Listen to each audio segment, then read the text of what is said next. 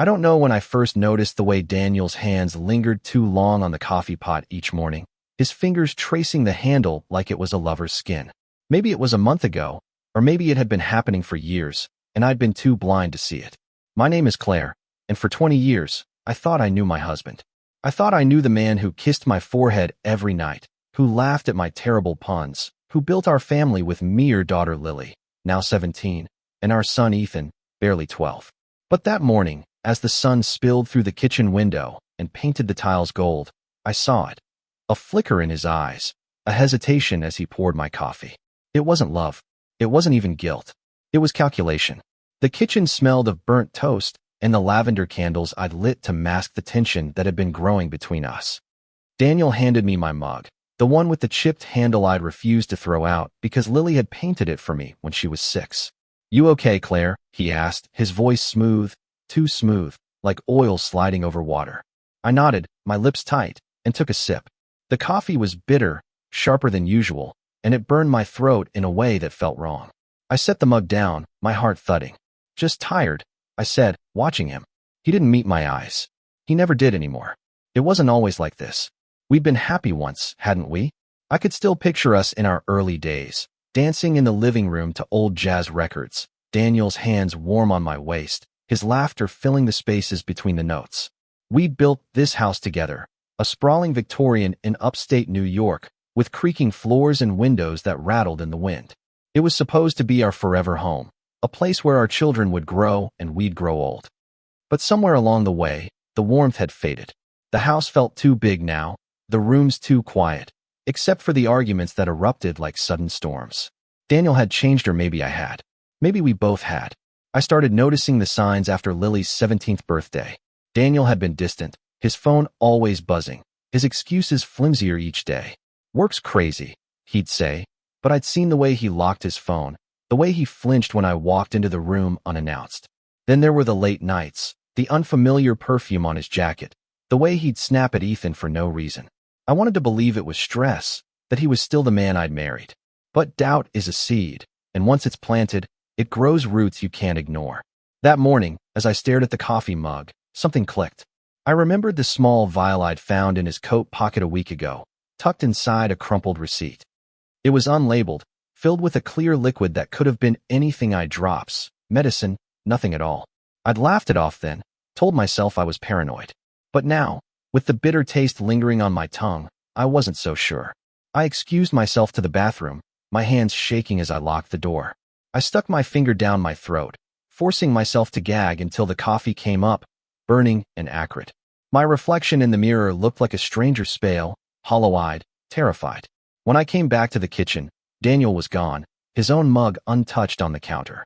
I stared at it, the steam still rising, and a thought hit me so hard I nearly dropped to my knees. What if I swapped the cups? What if I turned his plan whatever it was against him? My hands moved before my mind could catch up. I poured my coffee down the sink, rinsed the mug, and filled it with fresh brew from the pot. Then I took his mug, the one he hadn't touched, and placed it where mine had been. My heart was a drum in my chest, each beat screaming that I was wrong, that I was crazy, that I was betraying him. But I wasn't the one who'd started this. Lily walked in just as I set the mugs in place, her earbuds dangling, her backpack slung over one shoulder. "Mom, you look like you've seen a ghost," she said, her voice light, but her eyes sharp. She'd always been perceptive, my daughter, too much like me for her own good. "Just didn't sleep well," I lied, forcing a smile. She grabbed an apple and headed for the door, calling out, "Love you," as she left for school. Ethan was still upstairs, probably lost in one of his video games. The house felt emptier without them, but it gave me space to think, to plan. Daniel came back an hour later, his hair damp from the shower, his face unreadable.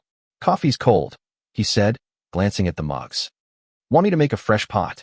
His voice was casual, but his eyes darted to the mug I'd swapped his mug, now in my spot. "No," I said, my voice steadier than I felt. "I'll take this one." I picked up his mug, brought it to my lips, and pretended to drink. His jaw tightened, just for a second, but I saw it.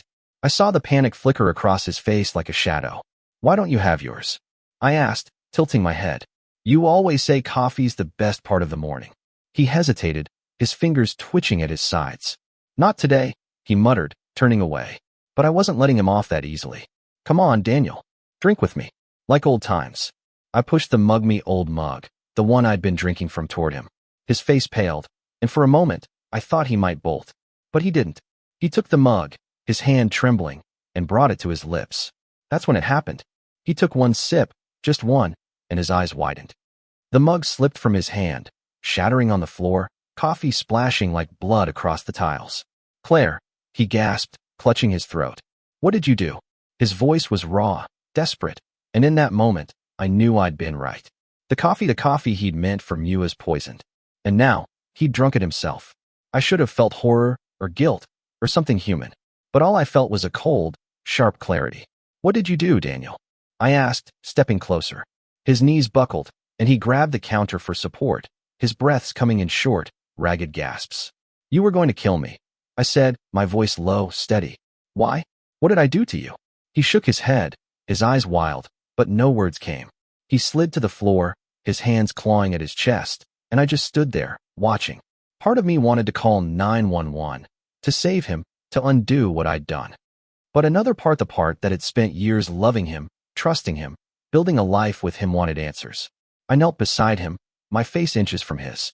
Tell me why, I said. Tell me before it's too late.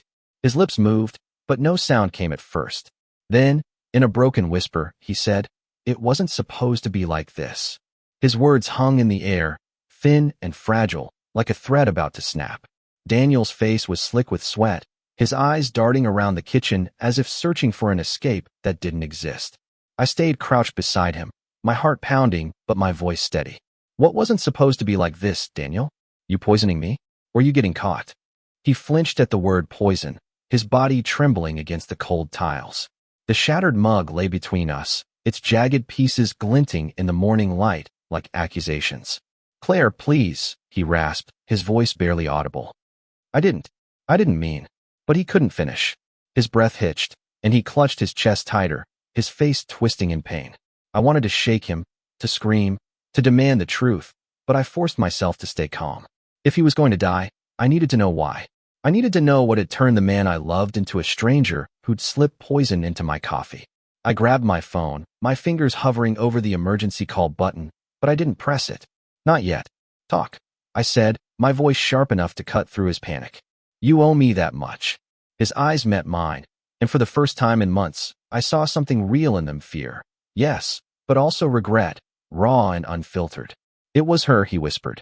She made me do it. Her. The word hit me like a slap. I'd suspected an affair, but hearing it confirmed felt like a blade twisting in my gut. Who? I demanded, leaning closer. Who is she, Daniel?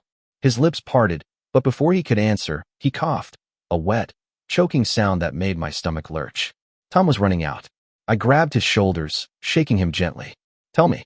Marissa, he gasped. The name was a punch I hadn't braced for.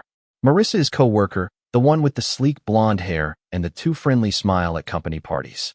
I'd met her a handful of times, always brushing off the way she lingered near Daniel, the way her laugh seemed to carry a secret. I told myself I was being paranoid, that she was just a colleague. But now, with Daniel crumbling before me, I knew I'd been a fool. Why? I asked, my voice breaking despite myself. Why would she want me dead? Daniel's eyes fluttered, his breath shallow. Money, he said, the word barely audible. The insurance. And she wanted us to be together. My mind reeled. The life insurance policy we'd taken it out years ago, after Ethan was born, to secure our family's future. $500,000. Enough to start a new life. Enough to kill for. I stood, my legs unsteady, and backed away from him.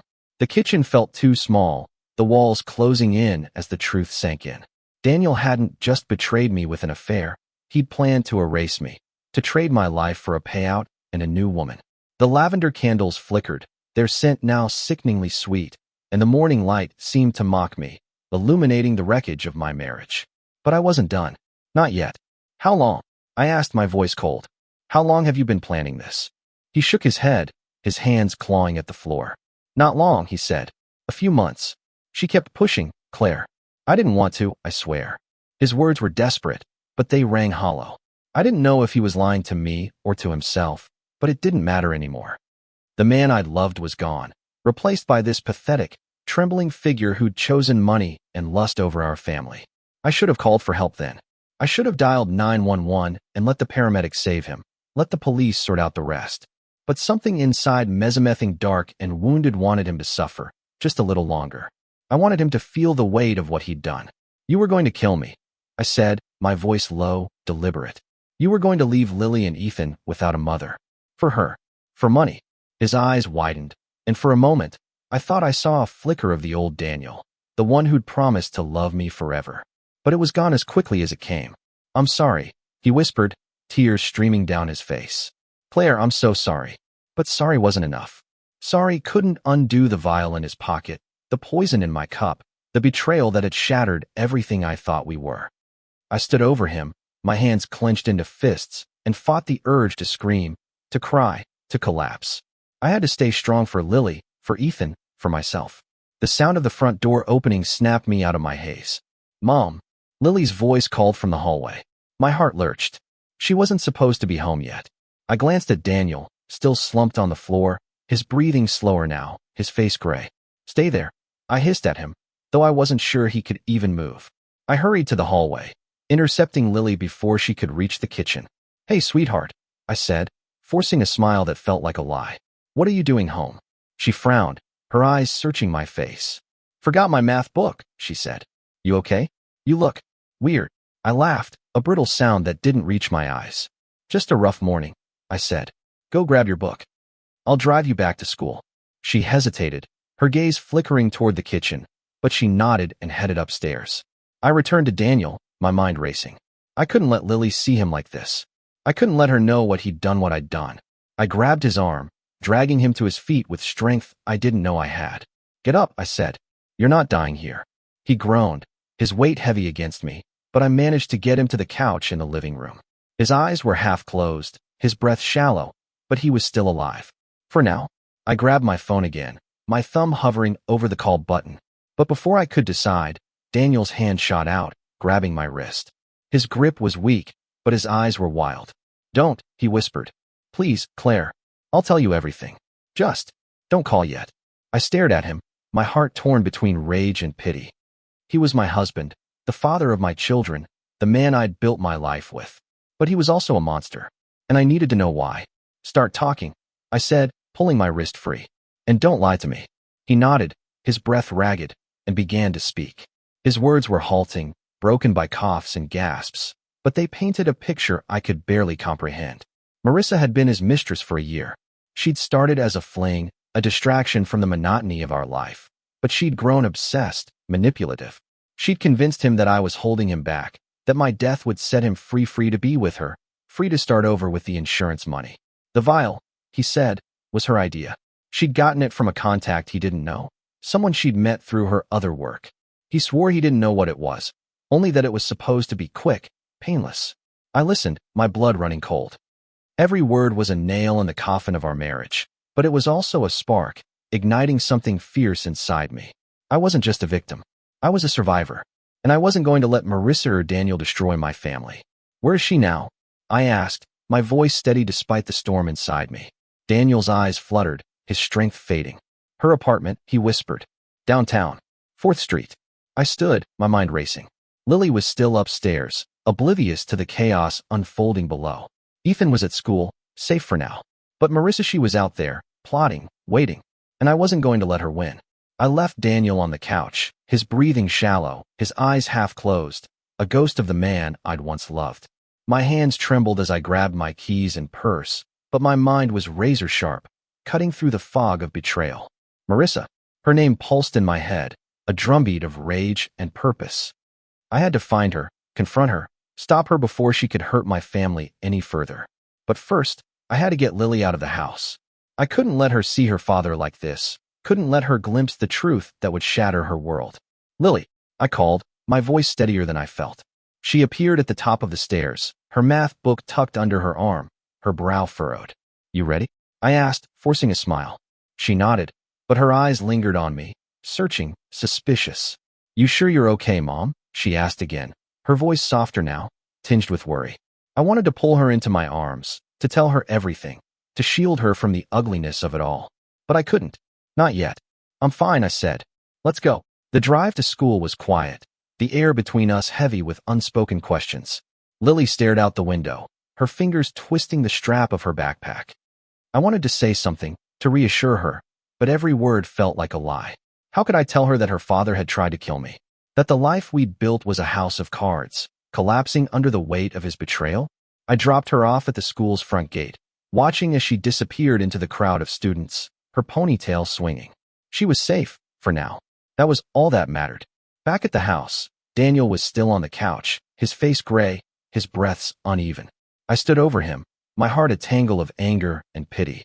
"You're not dying yet," I said, more to myself than to him. I grabbed a glass of water and forced him to drink, hoping it would buy him time. I wasn't sure if I wanted to save him or punish him, but I needed him alive for answers, for justice, for Lily and Ethan. He coughed, water dribbling down his chin, but his eyes met mine, pleading. "Claire," he whispered. "I didn't want this. Save it." I snapped, turning away. I didn't have time for his regrets. Marissa was out there, and I needed to know what she was capable of. I rifled through Daniel's coat, still hanging by the door, and found his phone. The screen was locked, but I knew his past Scodier anniversary, a bitter irony now.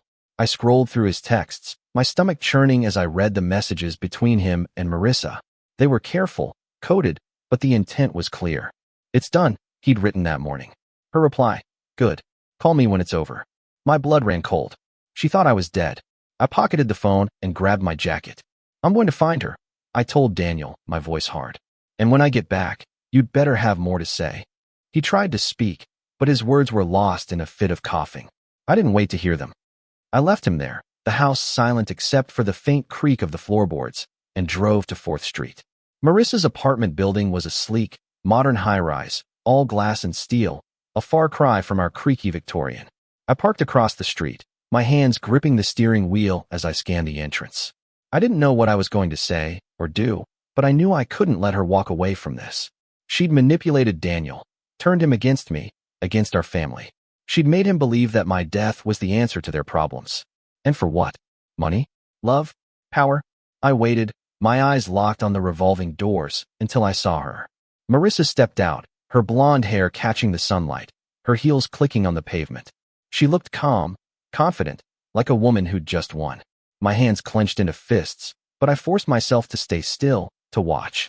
She climbed into a black sedan, and I followed, keeping my distance as she wove through the city. My heart pounded, adrenaline sharpening my senses. I didn't know where she was going, but I wasn't letting her out of my sight. She pulled into a small cafe on the edge of town, one of those trendy places with exposed brick and overpriced lattes. I parked a block away and followed her inside, my pulse racing. The cafe was crowded, the air thick with the scent of coffee and cinnamon. Marissa sat at a corner table, her back to the wall, her eyes scanning her phone. I took a seat a few tables away, hidden behind a newspaper, and watched her. She looked so normal, so untouched by the chaos she'd caused. It made my skin crawl. I ordered a coffee I didn't plan to drink and kept my eyes on her. She was waiting for someone, her foot tapping impatiently. Minutes later, a man slid into the seat across from Hera's stranger, tall and broad-shouldered, with a face that looked carved from stone. He leaned in, his voice low, and I strained to hear over the hum of the cafe. "Is it done?" he asked. Marissa nodded, a small smile playing on her lips. "He took care of it this morning," she said. My stomach dropped. They were talking about me. I wanted to storm over, to confront her, to scream the truth that I was alive, that her plan had failed. But I stayed rooted to my seat, my mind racing. Who was this man? Another accomplice? A buyer for whatever scheme they were running? I pulled out Daniel's phone and snapped a photo, my hands shaking. I needed evidence, proof of what they'd done. I needed to protect my family. Marissa and the man talked for a few more minutes, their voices too low for me to catch more than fragments. Words like payment and clean floated to me, each one a dagger in my chest. When they stood to leave, I followed, keeping my distance as they stepped into the parking lot. Marissa climbed into her car, but the man walked toward a dark SUV. I memorized his license plate, my mind cataloging every detail. I wasn't just Claire, the betrayed wife, anymore. I was Claire, the hunter. Back in my car, I sat for a moment, my hands trembling on the wheel. The weight of it all, Daniel's betrayal, Marissa's scheming, the stranger's involvement threatened to crush me. But I couldn't break, not now. I drove home, my mind a storm of plans and questions. When I walked through the door, Daniel was still on the couch, his breathing steadier but his face still pale. "Did you find her?" he asked, his voice weak. I didn't answer. Instead, I grabbed a notebook from the kitchen and started writing every detail, every word I'd overheard, every piece of the puzzle. "You're going to help me," I told him, my voice cold. "You're going to tell me everything about Marissa, about her plans, about that man she was with." He looked at me, his eyes filled with a mix of fear and resignation. "Claire," he said, "you don't know what you're getting into." "Then tell me," I said, leaning close. "Tell me, or I swear I'll let you rot here." He swallowed hard, his hands trembling. "She's not just some coworker," he said. "She's connected. People you don't want to mess with." My heart sank, but I didn't back down. "Who?" I demanded. He hesitated, then whispered a name that made my blood run cold. "Vincenzo."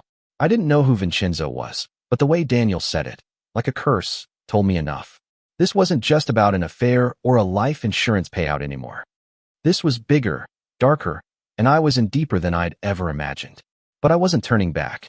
Not for Daniel, not for Marissa, not for anyone. My family was at stake, and I'd do whatever it took to protect them. The name Vincenzo lingered in the air like smoke, thick and suffocating.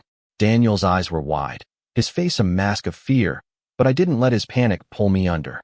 I stood over him, my notebook clutched tight, every nerve in my body screaming to keep moving, to keep digging, to unravel this web before it ensnared my children. "Who is Vincenzo?" I asked, my voice steady despite the storm inside me. Daniel shook his head, his lips trembling.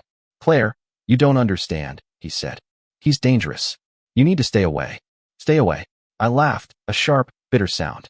"You try to kill me, Daniel. You don't get to tell me what to do." His face crumpled, but I didn't soften. I couldn't afford to. "Tell me about Vincenzo," I said again, leaning closer. "Or I walk out that door and let you deal with whatever's in your system alone."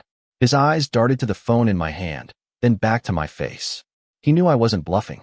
"He's a fixer," Daniel said finally, his voice barely above a whisper. "Marissa works for him. Not directly, but she's in his circle. He handles things, debts, problems, people." My stomach twisted, but I kept my expression hard. "What kind of problems?" I asked. Daniel swallowed, his hands shaking. "The kind that don't get reported to the police," he said. "Marissa said he could make our problems disappear, that he'd take care of everything if I. He trailed off, but I didn't need him to finish. I knew what he meant. I stepped back, my mind racing. Marissa wasn't just a mistress. She was a cog in a machine run by someone named Vincenzo who dealt in shadows and blood. And Daniel, my husband, had been desperate enough for weak and not to get pulled into it. I looked at him, slumped on the couch, his face gray and slick with sweat, and felt a surge of disgust. How had I missed this? How had I slept beside a man who could be swayed into murder? I didn't have time to dwell on it. The clock was ticking not just for Daniel, but for me, for Lily, for Ethan. If Marissa and this Vincenzo thought I was dead, they'd be expecting confirmation soon. And when they didn't get it, they'd come looking. I needed to act fast, to stay one step ahead. "Where does Vincenzo operate?" I asked, grabbing a pen to jot down every detail. Daniel hesitated, his eyes flickering with fear. "Claire, please," he said. "You're in over your head." "Then help me." I snapped, slamming the notebook on the coffee table. "You owe me that much. You owe Lily and Ethan." His face twisted at the mention of our children, and for a moment, I thought he might cry. But he nodded, his voice hoarse as he spoke. "There's a warehouse," he said, "on the edge of town, near the old docks. Marissa mentioned it once. That's where they meet." I wrote it down, my hand steady despite the chaos in my mind. A warehouse. The docks. It sounded like something out of a crime novel, but this was my life now, my reality. I glanced at Daniel, his breathing still labored, his eyes pleading for forgiveness I wasn't ready to give. "Stay here," I said. "Don't move. I'm not done with you." I grabbed my keys and headed for the door, my heart pounding, but my resolve unshaken. The drive to the docks was a blur, the city fading into a gray haze as I navigated the familiar streets. The warehouse district was desolate, a maze of rusted metal and crumbling concrete, the kind of place where secrets went to die.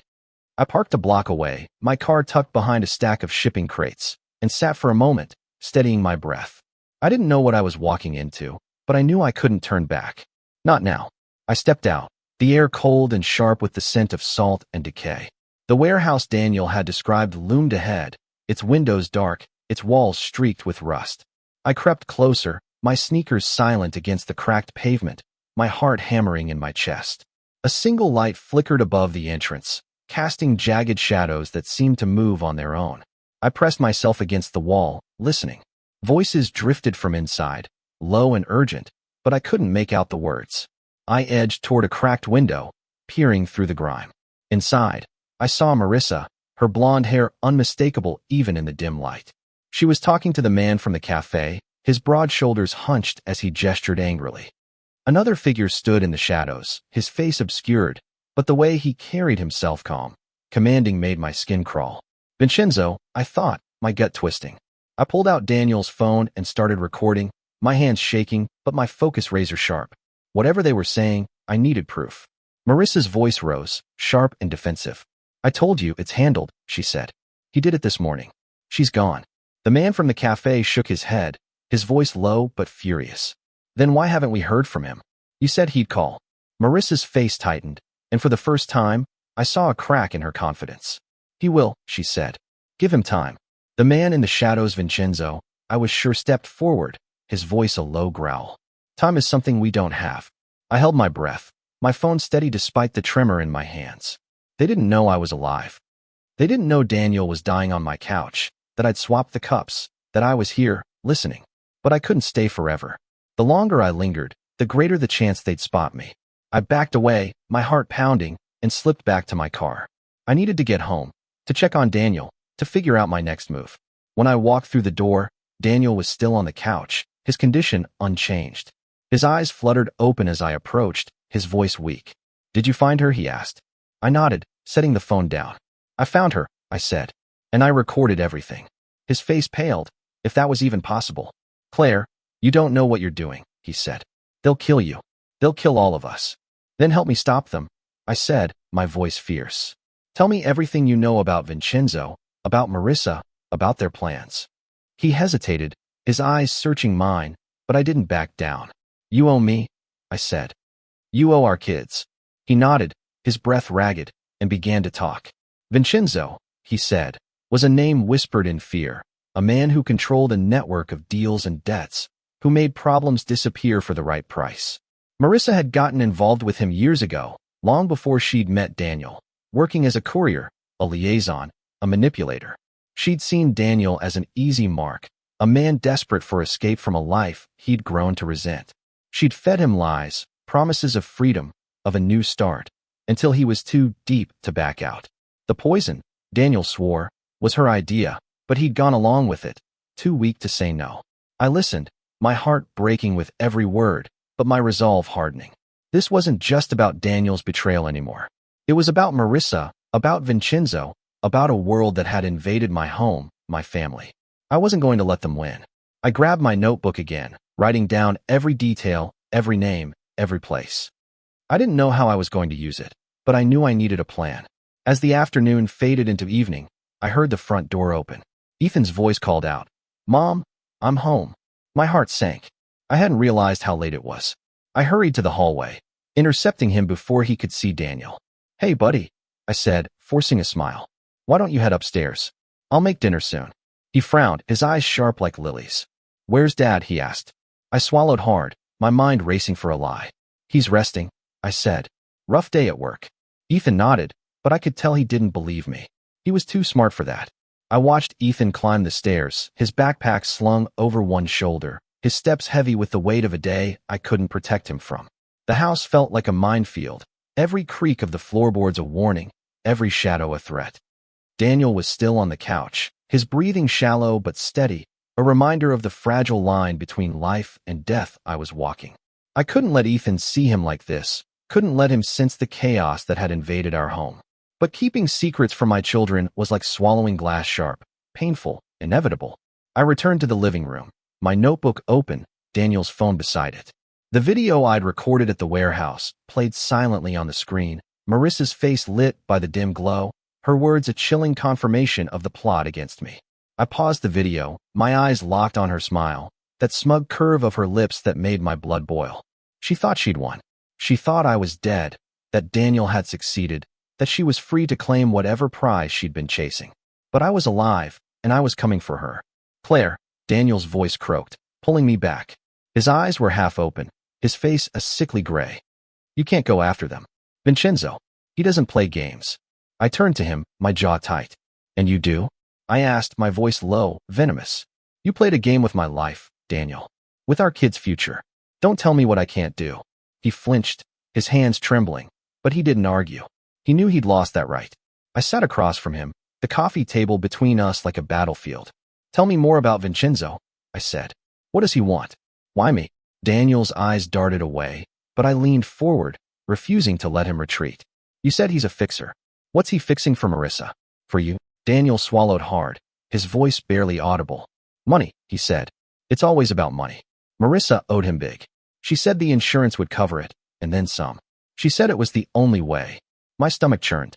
The life insurance policy, the one we'd taken out to protect our family, had become a noose around my neck. And you went along with it, I said, my voice flat. You let her convince you to kill me. Daniel's face crumpled, tears welling in his eyes.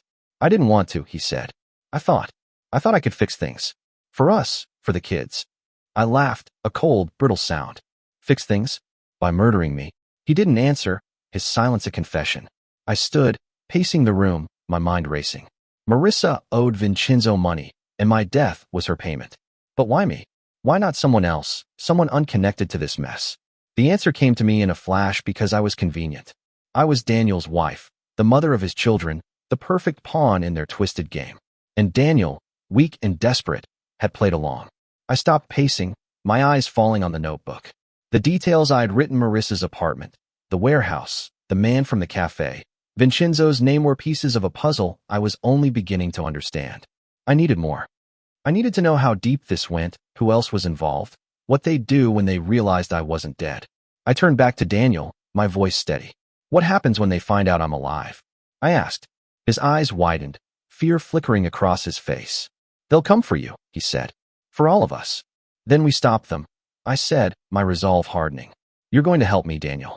You're going to tell me everything, every name, every place, every plan. He nodded, his strength fading but his fear keeping him tethered to me. He told me what he knew. Vincenzo's network, small but ruthless, operated out of the warehouse, moving money, drugs, and secrets.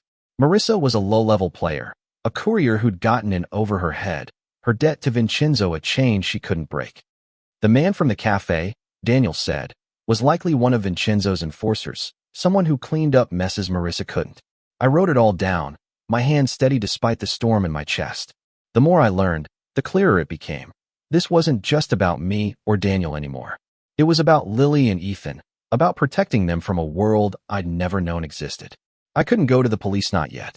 I had no proof beyond the video, and Daniel's word was worthless. I needed more, something concrete, something that would bring Marissa and Vincenzo down without dragging my family into the crossfire.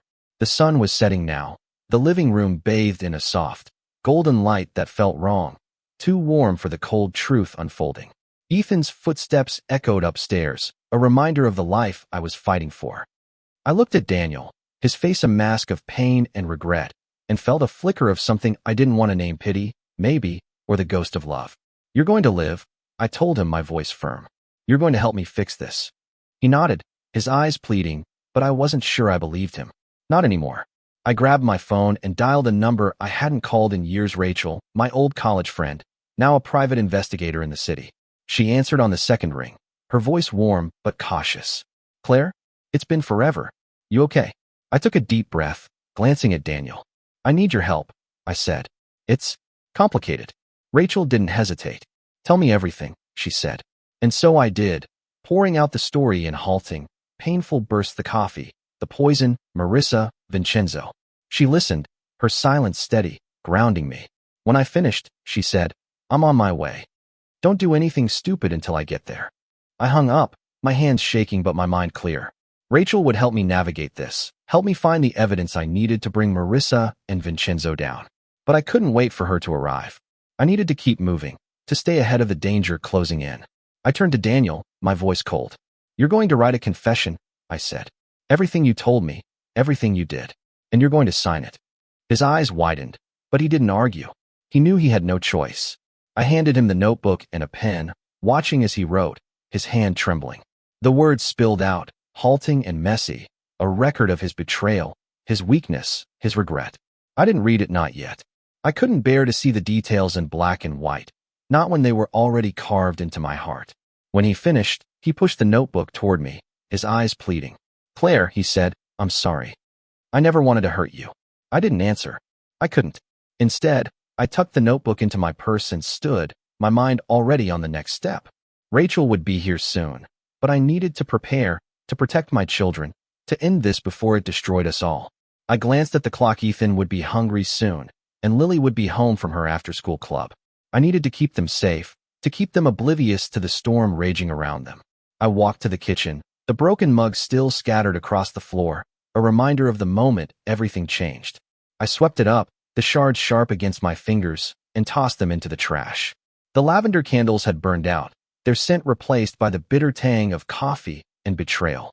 I poured myself a glass of water, my throat dry, and stood at the sink, staring out at the darkening yard. Somewhere out there, Marissa was waiting, Vincenzo was watching, and I was running out of time. The house was too quiet, the kind of silence that presses against your skin, heavy with secrets. I stood at the kitchen sink, the glass of water cold in my hand, my eyes fixed on the backyard where the last light of day bled into shadow. Ethan was upstairs, probably lost in his video games, unaware of the poison that had seeped into our lives. Daniel's confession lay in my purse, a ticking bomb of truth I wasn't ready to face. But I couldn't stop moving, couldn't let the fear or the betrayal paralyze me. Marissa and Vincenzo were out there, and I had to stop them before they realized their plan had failed. The doorbell rang, sharp and jarring, pulling me from my thoughts. I set the glass down, my heart racing, and checked the peephole. Rachel stood on the porch, her dark hair pulled back, her face set in a way that told me she'd come ready to work. I opened the door, and she stepped inside, her eyes scanning the room before landing on me. "You look like hell," she said, her voice blunt but warm. I managed a weak smile. "Feel like it too," I said. "Thanks for coming."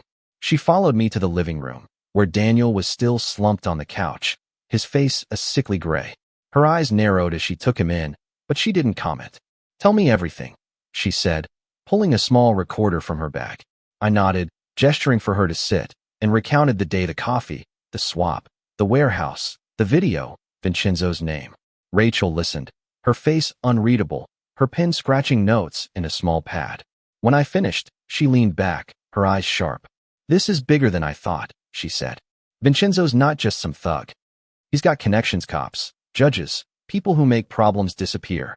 My stomach dropped. "What does that mean for us?" I asked. Rachel's gaze softened, but her voice was firm. "It means we need to be smart," she said. "We've got your video, Daniel's confession, and whatever else I can dig up. But we can't go to the police, yet not until we know who's clean and who's on Vincenzo's payroll." I nodded, my mind racing. Rachel was right. If Vincenzo had the kind of reach she described, we couldn't trust anyone. "What about Marissa?" I asked. "She's the one who started this." Rachel's lips tightened. "She's our way in," she said. "If we can get to her, get her to talk, we might be able to flip her against Vincenzo. But it's risky. She's not stupid, and she's desperate." I glanced at Daniel, his eyes half closed, his breathing uneven. "What about him?" I asked, my voice low. Rachel looked at him, her expression hard. "He needs a doctor," she said. "But we can't take him to a hospital yet. Too many questions." I nodded, my heart heavy. I didn't want Daniel to die, not because I still loved him, but because I needed him alive, needed his testimony, his guilt, to protect my family. Rachel pulled out her phone and made a call, speaking in low, clipped tones to someone she called Document. "He'll be here in an hour," she said when she hung up. "Off the books medic. He'll stabilize Daniel until we figure out our next move." While we waited, Rachel set up a laptop on the coffee table, pulling up databases I didn't know existed. She typed Marissa's name, cross-referencing it with Vincenzo's, and a web of connections appeared: aliases, addresses, bank accounts. "She's been busy," Rachel muttered, her eyes scanning the screen. "Looks like she's been moving money for Vincenzo for years." "Your husband was just her latest mark." I swallowed hard, the word mark cutting deeper than I expected. That's all I'd been to Daniela, means to an end. The doorbell rang again, and Rachel motioned for me to stay put. She returned with a man in his 50s, his hair graying, his bag slung over his shoulder. "This is Doc," she said. He didn't offer a handshake, just nodded and knelt beside Daniel, checking his pulse, his eyes, his breathing. "Poison," he said, his voice matter of fact. Low dose, probably meant to mimic a heart attack. He's lucky you swapped the cups. I flinched, the reality of it hitting me again. Lucky. What a cruel word. Doc worked quickly, administering something from a syringe and setting up and 4 drip from his bag. He'll stabilize, he said, glancing at me. But he needs rest, and he's not out of the woods. I nodded, my throat tight. Rachel pulled me aside, her voice low. We need to move fast, she said. Marissa's going to figure out something's wrong when Daniel doesn't call. We need to get to her first. I agreed, but my mind was on Lily and Ethan. I couldn't leave them here, not with Daniel half dead and danger circling closer. I need to get my kids somewhere safe, I said. Rachel nodded. I've got a place, she said. A safe house, about an hour from here. No one will find them there. The thought of sending my children away, of separating them from me, made my chest ache, but I knew it was the only way. Okay, I said, but I'm coming with you. Rachel didn't argue. We waited until Doc was done, leaving Daniel with strict instructions to rest and a burner phone to contact us if anything changed. I packed bags for Lily and Ethan, my hands shaking as I folded their clothes, their toothbrushes, a photo of us from last Christmas. It felt like I was preparing for a funeral, not a temporary escape. When Lily got home, I pulled her aside, my voice calm despite the chaos inside me. We're going on a little trip, I said. Just for a few days. Her eyes narrowed, but she didn't push. Ethan was easier, excited by the idea of an adventure, oblivious to the truth. Rachel drove us to the safe house, a small cabin tucked in the woods, its windows dark, its walls sturdy. She gave me a quick tour, security cameras, a panic room, enough supplies for a week. No one knows about this place, she said. Not even my clients. I nodded, my heart heavy as I hugged Lily and Ethan, promising I'd be back soon. Lily's eyes searched mine, but she didn't ask questions. Be careful, Mom, she whispered. I kissed her forehead, fighting back tears, and turned to Rachel. Let's go. We drove back to the city, the night swallowing the road ahead. Rachel laid out her plan. We'd track Marissa, follow her movements, and find a way to confront her without Vincenzo's men nearby. She's the weak link, Rachel said. If we can get her alone, we can make her talk. I nodded, my mind racing with possibilities, none of them good. Confronting Marissa meant stepping deeper into this world, a world I'd never wanted to know. But I had no choice. Not anymore. We parked near Marissa's apartment, the same sleek high-rise I'd seen earlier. Rachel handed me a small earpiece, her voice calm but firm. Stay close, and do exactly what I say, she said. I nodded, slipping the earpiece in, my heart pounding. The street was quiet, the city lights casting long shadows that seemed to move with us. Rachel led the way, her steps silent, her eyes sharp. We slipped into the building through a service entrance, avoiding the cameras, and made our way to Marissa's floor. Her apartment was at the end of the hall, the door unassuming but heavy, like a vault. Rachel picked the lock with a speed that made me wonder about her past, and we stepped inside, the air cool and sterile. The apartment was pristine, all sharp angles and glass, nothing like the warmth of my home. I scanned the room, my eyes landing on a desk piled with papers, bank statements, receipts, a notebook with names and numbers. Evidence, I thought, my heart racing. But before I could move, the door clicked open behind us. Marissa stood there, her face pale, her eyes wide with shock. Claire, she whispered, her voice trembling. And then she reached for something in her purse. Marissa's hand froze mid-reach, her eyes locked on mine, a deer caught in the headlights of her own guilt. The air in her apartment was thick, the silence broken only by the faint hum of the city outside. Rachel stepped forward, her posture calm, but her eyes sharp, a predator sizing up prey. Don't, she said, her voice low, commanding. Marissa's hand dropped, her purse slipping to the floor with a soft thud. She backed away, her heels clicking against the hardwood, her face a mask of fear and defiance. Claire, she said again, her voice steadier now, laced with something I couldn't place, regret, maybe, or calculation. You're supposed to be dead. The words hit me like a punch, but I didn't flinch. I stepped closer, my heart pounding, but my resolve ironclad. Sorry to disappoint, I said, my voice cold. But I'm very much alive. And I know everything. Her eyes flickered to Rachel, then back to me, her mind clearly racing for an escape. You don't understand, she said, her voice rising. This wasn't about you. It was about, Rachel cut her off, stepping between us, her hand raised. Save it, she said. We've got Daniel's confession, your little warehouse meeting on video, and enough to bury you. Start talking, or we go straight to Vincenzo. Marissa's face paled at the name, her bravado crumbling. You don't know what he'll do, she whispered. He'll kill me. Then help us, I said, my voice steady despite the rage boiling inside me. Tell us everything, Vincenzo, the money, the poison. Help us, and maybe you walk away from this. Marissa's eyes darted between us, her hands trembling. For a moment, I thought she'd bolt, but Rachel's presence, calm, unyielding, kept her pinned. She sank onto a sleek leather couch, her shoulders slumping. Okay, she said, her voice barely audible. I'll tell you. She talked, her words spilling out in a rush, a dam breaking under the weight of her fear. She'd been working for Vincenzo for 5 years, moving money, delivering messages, doing whatever he asked to pay off a debt she'd inherited from a bad deal gone wrong. She'd met Daniel at a company event, saw his frustration, his restlessness, and saw an opportunity. He was easy, she said, her voice flat. Unhappy, desperate for something more. I didn't have to try hard.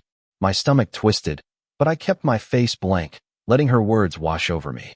The insurance policy was her idea, she admitted, but Vincenzo had approved it, seen it as a clean way to settle her debt and make a profit. The poison came from one of his contacts, a chemist who specialized in untraceable toxins. It was supposed to look like a heart attack, she said, her eyes avoiding mine. Quick, clean. No one would have suspected. I wanted to scream, to lunge at her, to make her feel the terror I'd felt when I tasted that bitter coffee. But I stayed still, my hands clenched, letting Rachel take the lead. Where's Vincenzo now?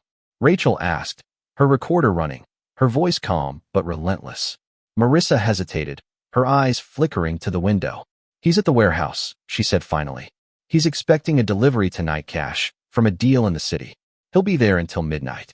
Rachel nodded, her eyes meeting mine. This was a tour chance to get the evidence we needed, to bring Vincenzo down and end this nightmare. But Marissa wasn't done. You don't get it, she said, her voice rising with desperation. Vincenzo doesn't lose. If you go after him, he'll come for you, for your kids, for everyone you love. Her words sent a chill down my spine, but I didn't waver. He already did, I said, and I'm still here. Marissa's eyes widened, and for the first time, I saw something like respect in theme, or maybe it was fear. Rachel pulled me aside, her voice low. We've got enough to work with, she said. Her testimony, Daniel's confession, the video, it's a start. But we need to get to that warehouse, get proof of Vincenzo's operation before he slips away. I nodded, my heart racing. What about her?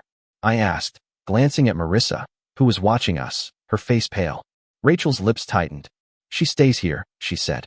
I've got someone who can watch her. She made a quick call, and within minutes, another figure appeared at the door, a woman, tall and lean, with a no-nonsense air that matched Rachel's. This is Sam, Rachel said. She'll keep an eye on Marissa until we're back. Sam nodded, her eyes cold as she looked at Marissa. Don't try anything, she said, her voice like steel. Marissa nodded, her fight gone, her shoulders slumped in defeat. Rachel and I left the apartment, the night air sharp against my skin. We drove back to the warehouse district, the city a blur of lights and shadows. My mind was a storm of fear and determination, but Rachel's presence grounded me, her calm a lifeline in the chaos. We're not going in blind, she said, checking her Guna's small, sleek thing that made my stomach lurch. We get in, get what we need, and get out. No heroics.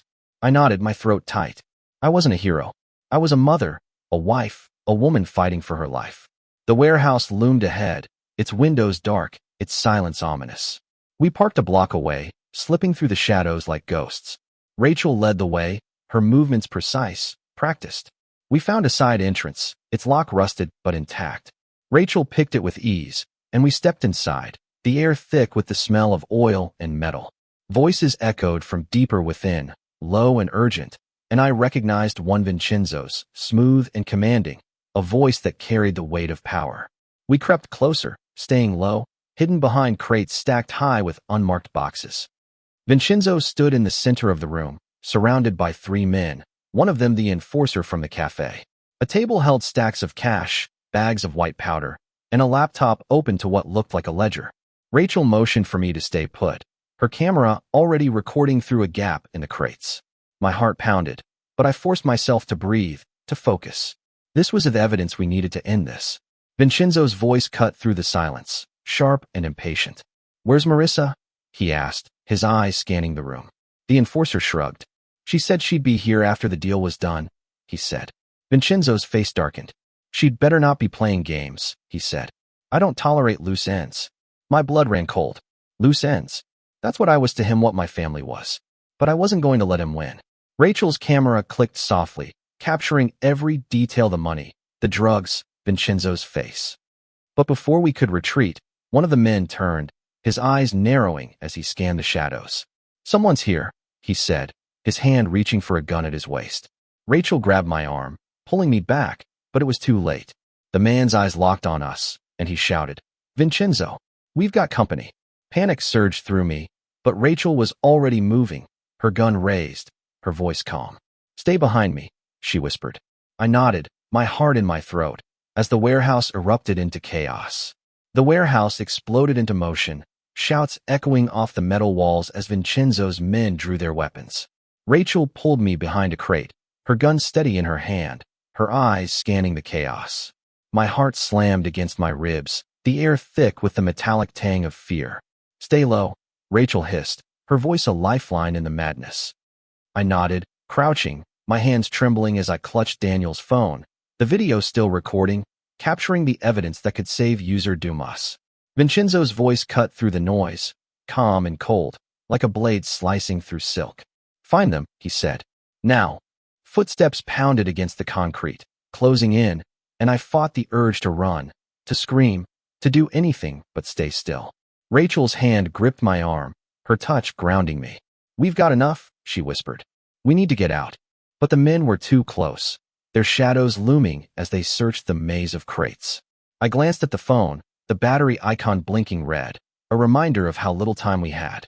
The video had captured Vincenzo, the money, the drugs, enough to prove his operation, enough to link Marissa and Daniel to his world. But it wouldn't mean anything if we didn't make it out alive.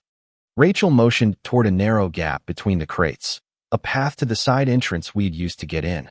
On my signal, she said, her eyes locked on the men moving closer. One of them stopped, his head tilting as if he'd heard something. My breath caught, my body frozen. Rachel's hand tightened on her gun, her finger hovering over the trigger. Now, she whispered, and we moved, slipping through the gap, our footsteps silent against the concrete. The entrance was just ahead, a sliver of moonlight visible through the cracked door, but before we could reach it, a shout rang out. There! A gunshot cracked, the sound deafening in the confined space. I ducked, my heart lurching as Rachel pushed me forward, her body shielding mine. Go, she shouted, firing back, her shots precise but wild, meant to cover our escape. I ran, my legs burning, my mind a blur of fear and adrenaline. The door was so close, but the footsteps behind us were closer, heavy and relentless. We burst through the door into the cold night air, the city a blur of shadows and lights. Rachel slammed the door shut, jamming a metal bar through the handle to buy us seconds. Car, she said, her voice sharp, and we sprinted toward it, the sound of the door rattling behind us as Vincenzo's men tried to break through. I dove into the passenger seat, Rachel sliding behind the wheel, the engine roaring to life as she floored the gas. The tires screeched as we peeled away, the warehouse shrinking in the rearview mirror. My hands shook, clutching the phone, the video still running, a lifeline I couldn't let go. Rachel's eyes were fixed on the road, her jaw tight. You okay? She asked, her voice steady despite the chaos we'd just escaped. I nodded, my throat too tight to speak. I wasn't okay, not even close, but I was alive, and that was enough for now. We drove in silence, the city lights blurring past, until Rachel pulled into an alley a few miles away, cutting the engine. She turned to me, her face lit by the faint glow of a street lamp. We've got what we need, she said, nodding at the phone. But we're not done. Vincenzo's not going to let this go. I swallowed hard, the weight of her words settling in my chest. What do we do now? I asked. Rachel's eyes met mine, steady and fierce. We take it to someone clean, she said. I know a guy at the FBI, someone Vincenzo can't touch. But we need to move fast, before they figure out where we are. I nodded, my mind racing. The FBI. It felt like stepping off a cliff, trusting someone else with my family's safety, but I had no choice. Not anymore. We drove to a nondescript diner on the edge of town, its neon sign flickering in the dark. Rachel's contact was waiting in a corner booth, A man in his 40s with tired eyes and a suit that looked like it had seen better days. "This is Mike," Rachel said, sliding into the booth across from him. I sat beside her, my hands still clutching the phone, my heart pounding. Mike's eyes flicked to me, then back to Rachel. "This better be good," he said, his voice low. Rachel didn't waste time. She played the video, handed over Daniel's confession, and recounted Marissa's testimony, her voice calm but urgent. Mike listened, his face unreadable, his fingers tapping the table. When she finished, he leaned back, his eyes narrowing. "This is big," he said. "Vincenzo's been on our radar for years, but we've never had enough to pin him. This," he gestured at the phone, "this could change that." I felt a flicker of hope, fragile but real. "What happens now?" I asked, my voice steady despite the storm inside me. Mike's eyes met mine, and for the first time, I saw something like respect in them. "We move fast," he said. "We'll bring Marissa in, use her to get to Vincenzo. Your husband's confession helps, but we'll need him to testify."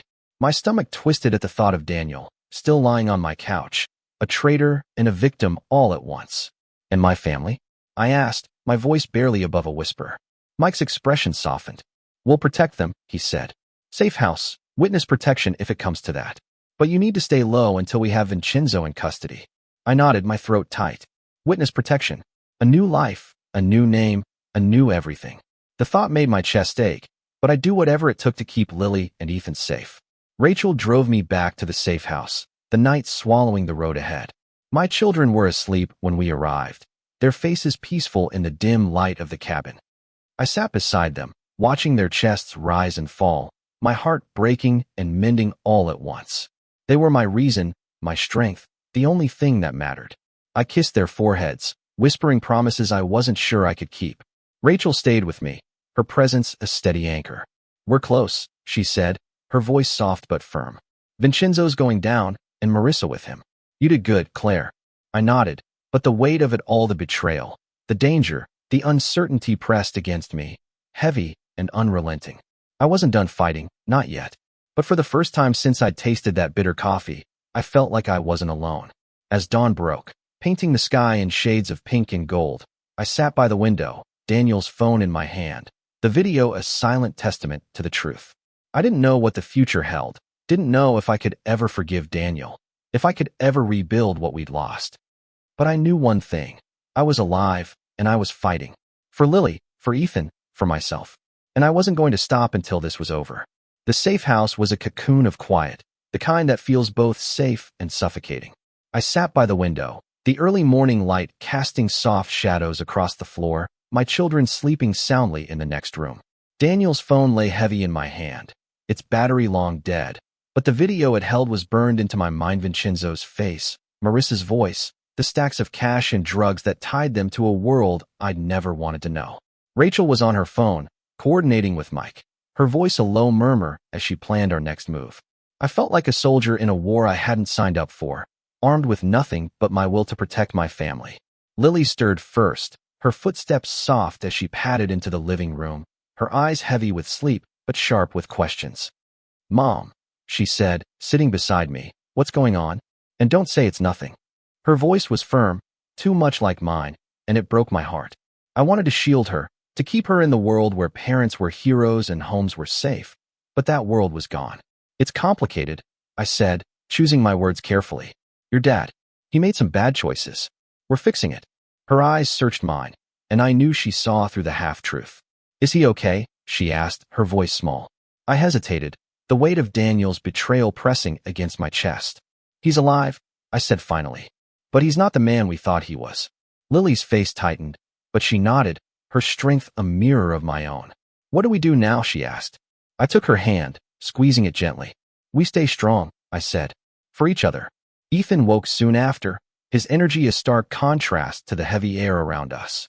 He didn't ask questions, just hugged me tight, his warmth a reminder of why I was fighting. Rachel finished her call, her expression grim but determined. "Mike's moving on Marissa," she said. "They're picking her up now. If she talks, we've got a shot at Vincenzo." I nodded, my heart pounding.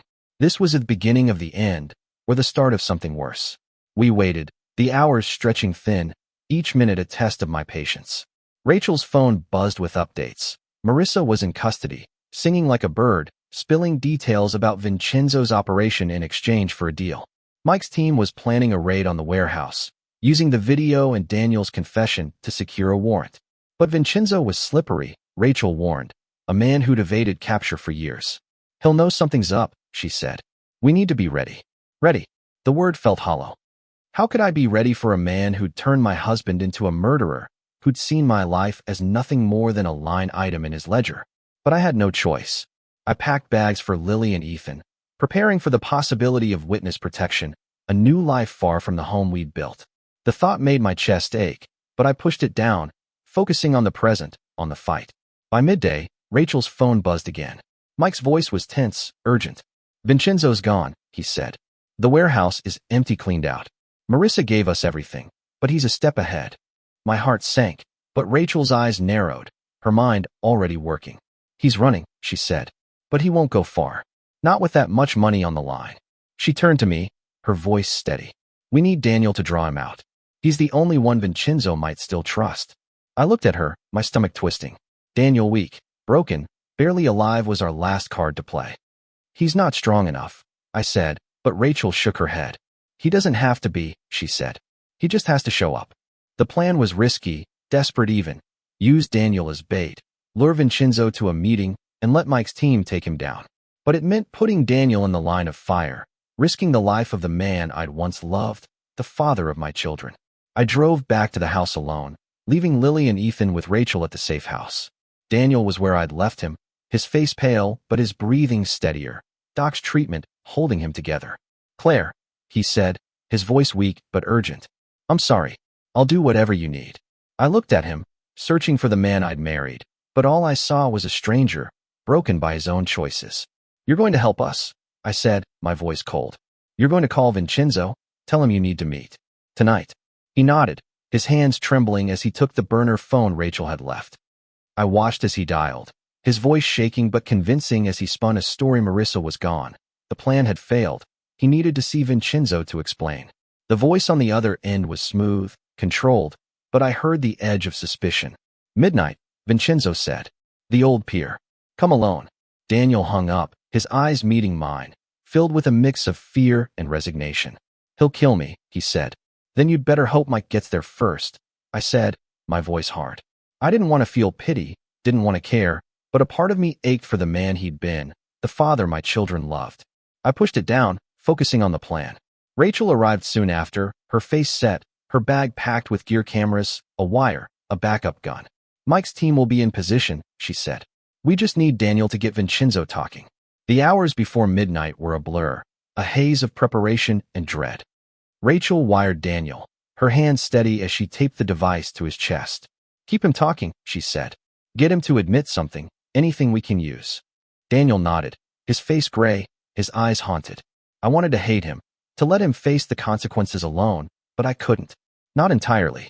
He was still Lily and Ethan's father, still a part of the life we'd built, no matter how broken.